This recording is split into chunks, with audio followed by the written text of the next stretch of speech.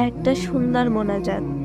ইয়া আল্লাহ, আমি জানি না অতীতে কতটা পাপ করেছি, কত ভুল করেছি জেনে না জেনে।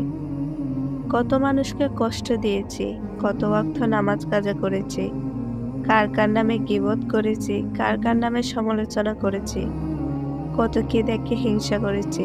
আস্তাগফিরুল্লাহ। ইয়া আল্লাহ, আপনি এখন আমাকে এমনভাবে তৈরি করুন যাতে এসব থেকে আস্তে আস্তে মুক্তি পেতে পারি।